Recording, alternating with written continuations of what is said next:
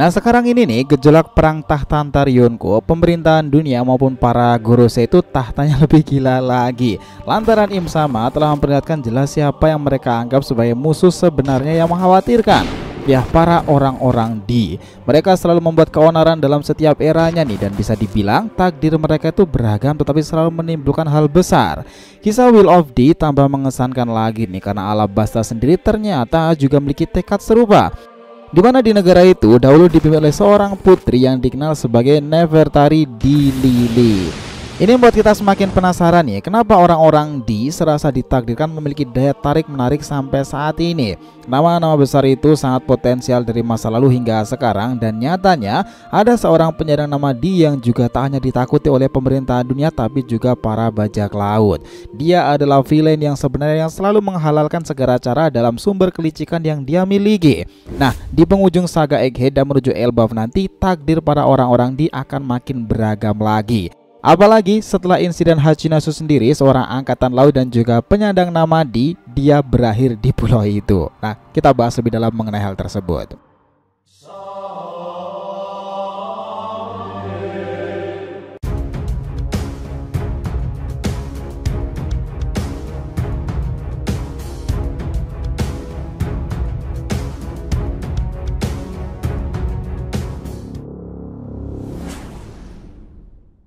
Ya nakama, di RTV Mediatif, welcome back again. Nah kali ini kita akan ngebahas hipotesa takdir beragam para penyandang nama Di.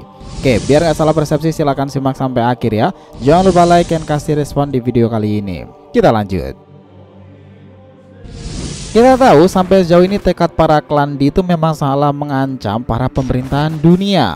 Will of D pernah diungkapkan oleh Goldie Roger ternyata bukan semacam perkataan belaka. Sebagian besar kita percaya bahwa maknanya itu adalah mimpi yang harus diwariskan, atau bisa juga sebagai descendant, keturunan dari para pendahulu. Kehendak Di sendiri merupakan misteri yang melingkupi ke beberapa orang yang memiliki huruf D itu dalam diri mereka. Mereka sang pemilik inisial D itu dikenal sebagai musuh abadi para dewa tinggi di Marijoa sana. Bahkan tak hanya bermakna descendant nih, beberapa kalangan menganggapnya sebagai singkatan dari devil atau iblis. Nah khususnya bagi pihak pemerintahan dunia menganggapnya seperti itu. Tetapi juga bisa dibilang sebagai dawn yang berarti fajar.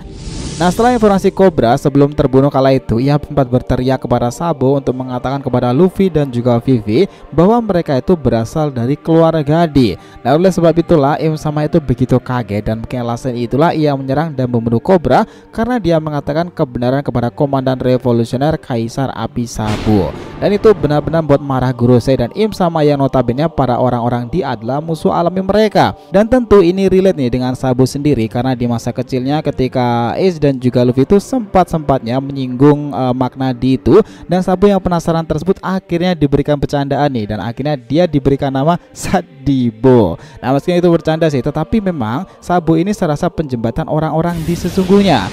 Sejauh ini sepertinya para klan D itu memang saling berhubungan satu sama lain, dan jika tidak karena darah keturunan di masa lalu yang mungkin juga karena takdir. Salah satu momen yang kita ingat dalam art pasca perang besar Marineford adalah satu Gorosei itu mengatakan bahwa arti D berarti bahaya atau sebuah ancaman. Namun setelah Artemisi sendiri, Law itu pernah mengatakan pula kehendak D itu. Sekali lagi ketika ia ditanya oleh Doflamingo mengapa ia memiliki begitu banyak keyakinan terhadap Luffy, itu semuanya merujuk pada kalimat ini mengenai kehendak yang diwariskan. Wasiat yang diwariskan itu pemegangan suatu zaman yang telah berubah dan impian orang berganti. Ini adalah hal-hal yang tidak bisa dihentikan. Selama orang mencari jawaban atas kebebasan, maka ia tak akan pernah bisa berhenti. Dari situ mungkin dapat mengatakan jika itu sama halnya dengan greed atau tekad keyakinan besar dalam diri mereka sendiri.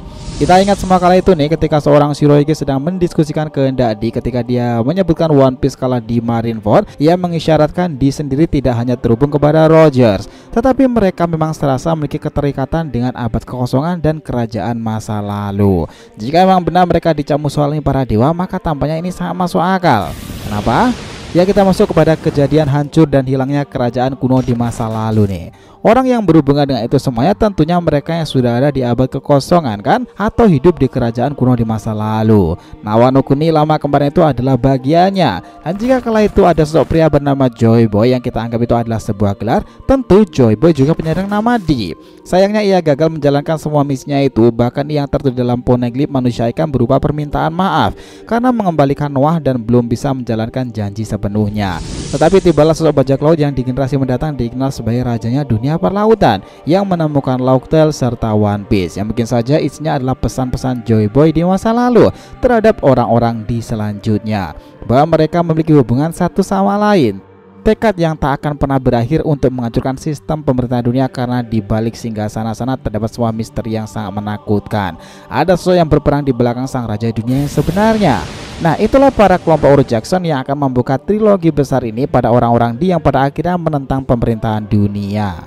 Kita tahu bahwa Roger sendiri itu dianggap sebagai bajak laut pertama yang mempopulerkan istilah Will of Di. Bahkan setelah ia kembali dari Laugh Tale dan mengetahui rahasia-rahasia abad kekosongan bersama para krunya itu, di akhir sisa hidupnya dan tahu umurnya tak lama lagi, Rogers menggunakan satu daya besarnya untuk menggebrakan dunia baru, membuat era bajak laut membara sekaligus memunculkan sosok Di yang lain.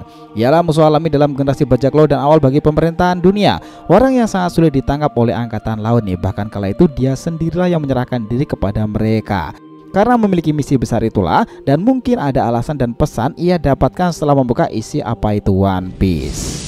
Nah, kita tahu di tengah para Yonko bajak laut besar di eranya sendiri, muncullah sebuah nama dengan kelompok militer tangguh nih. Mereka adalah para tentara terlatih yang memiliki misi menghancurkan dan mengubah sistem pemerintahan dunia. Mereka secara terang-terangan itu melawan para dewa tinggi di Marijoa sana. Kelompok itu adalah Revolutionary Army, dan pemimpin dari segala kelompok itu adalah sang penyerang nama Di lain, Monkey D. Dragon. Inilah orang yang menurut pemerintahan dunia sangatlah menakutkan nih. Bahkan di dunia baru sekarang ini, Bounty Dragon itu dianggap lebih tinggi dari para Yonko dunia baru sekalipun. Orang yang kita tahu memiliki hubungan dengan Dr. Vegapunk dan kelompok pertama yang mengetahui tentang sang raja dunia yang menduduki kursi kosong di Marijoa sana. Dan dari teman-teman, puluhan tahun ke belakang ini Shirohige pernah bertanya sesuatu yang membuatnya penasaran tentang Will of Di kepada Rogers kan? Kenapa dia seperti itu? Ia mengatakan karena dalam dunia juga ada seorang yang menyandang nama tengah Di dalam dirinya. Namanya Marshal de Teach. Nah, dari Teach sendiri itu kisahnya itu merentet nih dalam kisah-kisah sekarang ini, berhubungan satu sama lain.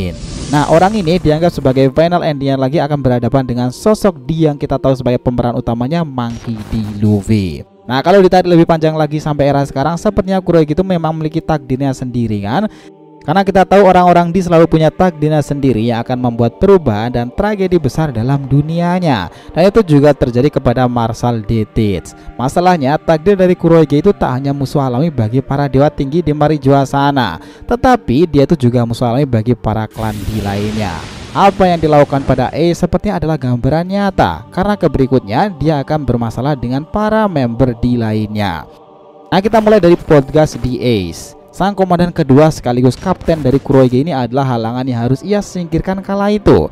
Ace yang memiliki semangat api dan terkadang impulsif itu memang begitu ambisius membawa Kurohige kembali dan dimintai pertanggungjawaban. Padahal kala itu Kurohige juga menghormati Ace dan tak terlalu memperdulikannya. Tetapi karena Ace sendiri yang datang ke sana, awalnya Kurohige tetap hormat pada kaptennya itu dan mengajak Ace bekerja sama menjadi bajak laut hebat di generasinya.